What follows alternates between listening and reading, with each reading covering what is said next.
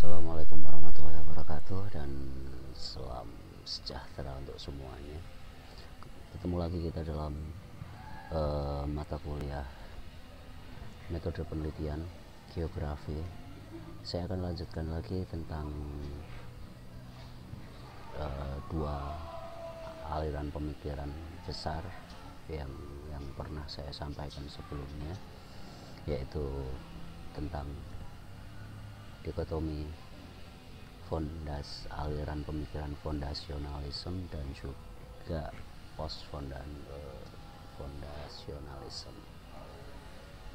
Dalam mengklasifikasikan dua aliran ini dalam pemikiran ini, karena masih ada klasifikasi yang lain untuk membagi aliran-aliran pemikiran dalam geografi.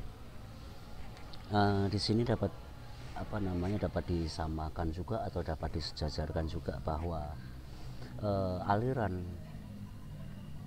fondasionalisme atau fondasionalisme itu dapat kita kategorikan merupakan salah satu aliran pemikiran pertama atau aliran pemikiran modern pertama di ilmu geografi. Sementara untuk yang post fondasionalisme itu dapat disejajarkan juga dengan postmodernisme atau setelah atau tahap berikutnya setelah tahap modernisme.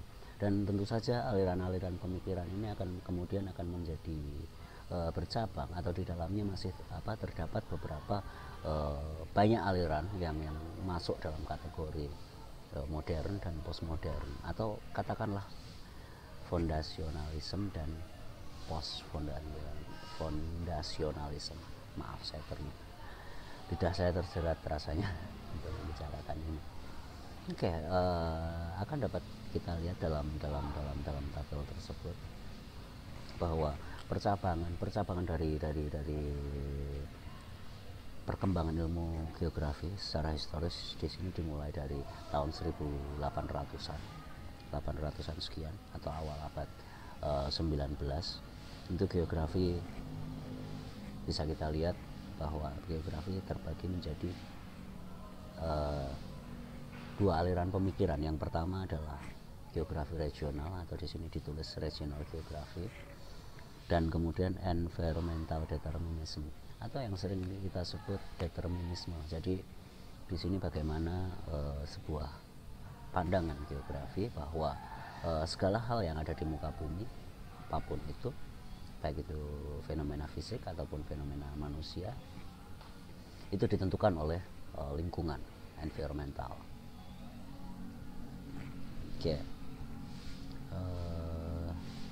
Nanti saya akan jelaskan terakhir untuk beberapa aliran tersebut, karena di sini tidak semuanya, seperti misalnya ada beberapa yang masuk kategori postmodernisme atau post fondasionalisme itu terpencar, karena yang di atas tidak berurutan untuk urutan dua alirannya tersebut, bagian dari dua aliran tersebut.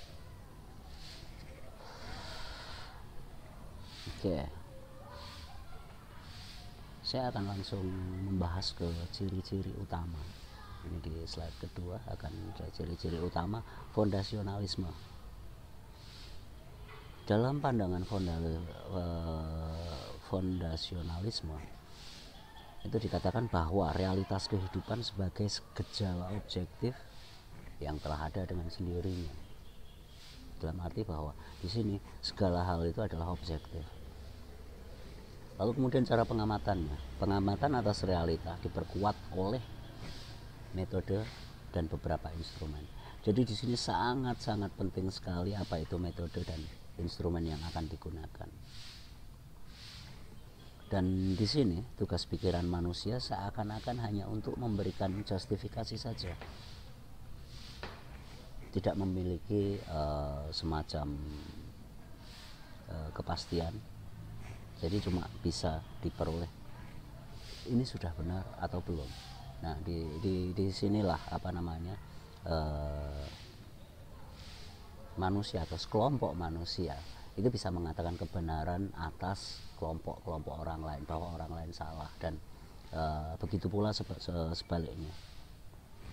Lalu dalam melihat kebenaran di sini, kaum fundasionalisme ini melihat kebenaran jika pertama dapat diterima dari rasio manusia, dapat dibuktikan secara empiris, maksudnya nyata seperti korek ini, bisa dilihat, bisa disentuh, bisa diamati, bisa dibongkar-bongkar bagiannya, dan di sini ada unsur-unsur apa saja. Lalu kemudian ada persyaratan-persyaratan ketat yang ditetapkan secara sudah pasti, dan syarat-syarat itu harus dipenuhi, yaitu metode ilmiah. Ya, metode ilmiah. Nah, lucunya sekarang kita masih menggunakan fondasionalisme atau masih fundamental di sini. Akan tetapi dalam memenuhi persyaratan sesuai dengan metode ilmiah itu seringkali kita abaikan, seringkali kita lompati. Oke, berikutnya langsung hasil akhir dari sebuah penelitian, sebuah pengamatan dan lain sebagainya. Hasilnya adalah sebuah kesempurnaan dalam tanda petik, sebuah kepastian yang di sini ada, bahwa ada kebenaran, ada keyakinan, ada kebenaran objektif di sini. Dan segala sesuatu yang objektif itulah baru dapat disebut sebagai pengetahuan yang ilmiah.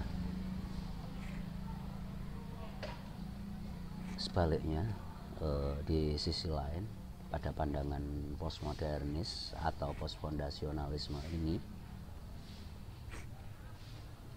kita lebih banyak memperhatikan aspek kemanusiaan, apa yang dipikirkan oleh manusia, bahwa semata-mata objektivitas atau realitas itu hanya ada di realitas fisik.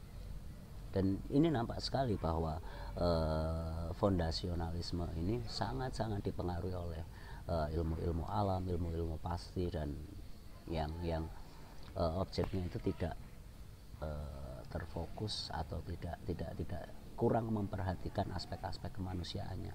Sementara di postfondasionalisme ini dinyatakan bahwa mereka yakin atau mereka berasumsi bahwa realitas dunia tidak dapat dilepaskan dari pikiran manusia. Ada yang mengatakan bahwa realitas itu ya ada di kepala, bukan di luar sana. Lalu kemudian di sini ada sebuah kritikan atau pendapat juga bahwa pengetahuan di sini bukanlah berasal dari kenyataan-kenyataan objektif. Mereka menyatakan yang namanya objektivitas itu tidak ada, karena semuanya tetap ditentukan oleh pikiran-pikiran manusia.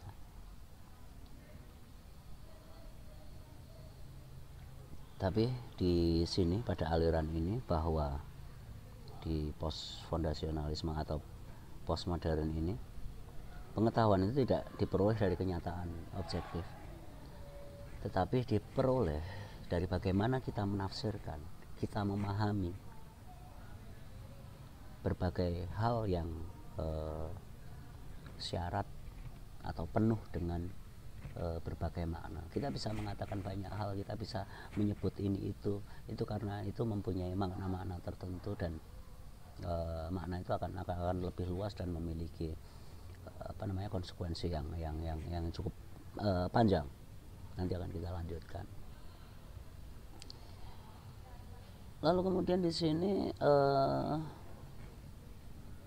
postfondasionalisme ini tidak percaya bahwa pengetahuan yang dihasilkan itu memiliki kebenaran yang pasti ataupun sempurna, karena semua itu ya seperti alasannya tadi, bahwa realitas itu tidak objektif. Realitas itu merupakan pemaknaan manusia yang kalau tidak kalau tidak dipikirkan atau dinyatakan oleh manusia atau sekelompok manusia, realitas itu tidak ada.